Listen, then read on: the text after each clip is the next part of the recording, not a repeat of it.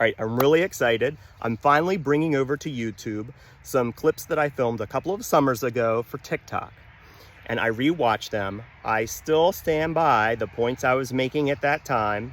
And I believe these are important enough to have a place in the Road Talks Race YouTube curriculum.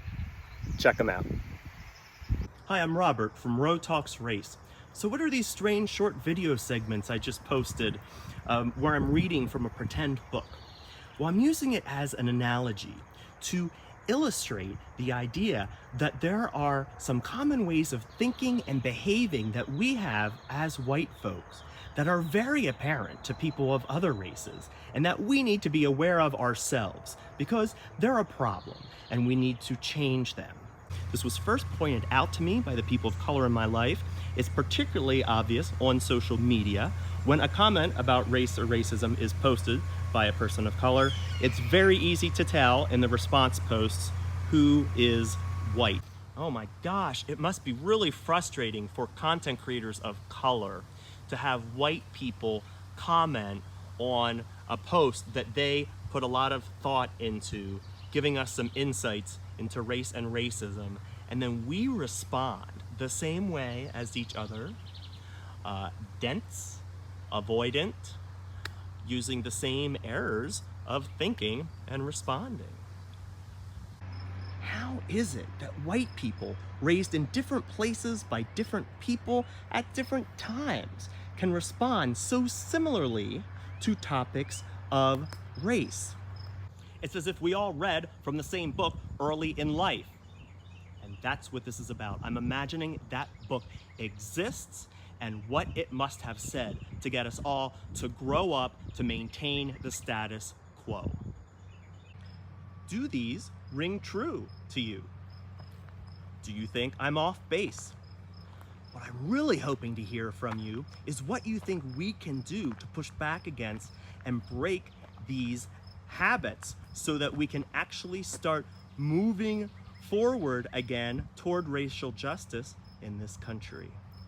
Dear reader, welcome to Distance and Denial, 25 tips and tricks for white people to avoid racism.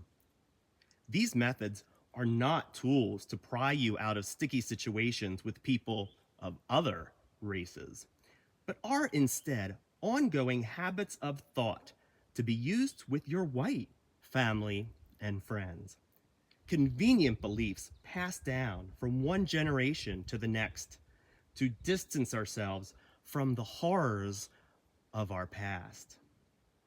If each of us insists on turning our backs on slavery and segregation, only focusing on our blameless present, we hope to eventually find ourselves in a time when the horrors are all but forgotten.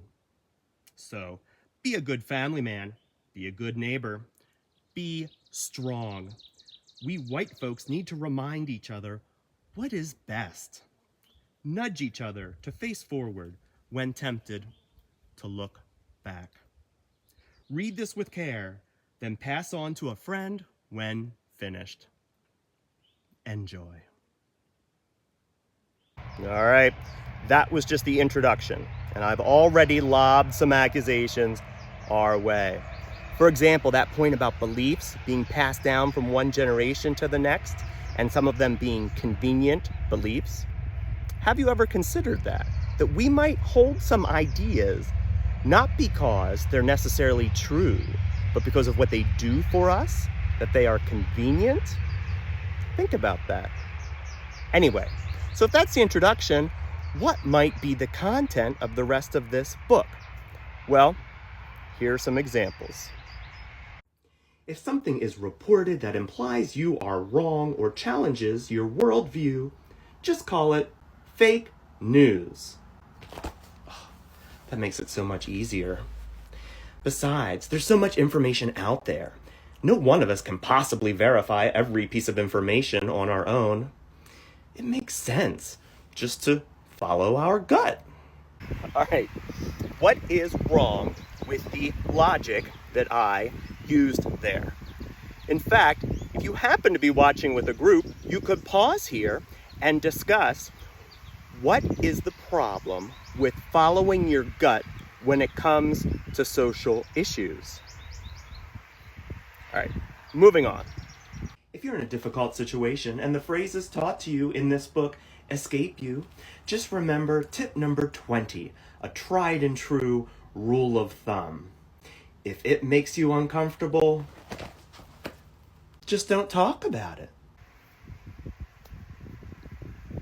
Respond to what you are feeling, not what they are actually saying. Oh my gosh, that happens. And it can be so frustrating being in a conversation with someone who's doing that. Okay, this is what it looks like. Let's say I'm the person who's doing that. You say something, I have an emotional reaction to what you said, and then I respond not based on the content of what you actually said, but I respond based on how I felt about what you said. All right, so that was your introduction to the Road Talks Race White Handbook analogy. There are a few more videos under this one, so check them out. And if you find anything of value in this concept, I encourage you to share this playlist with family and friends. Thank you so much for watching.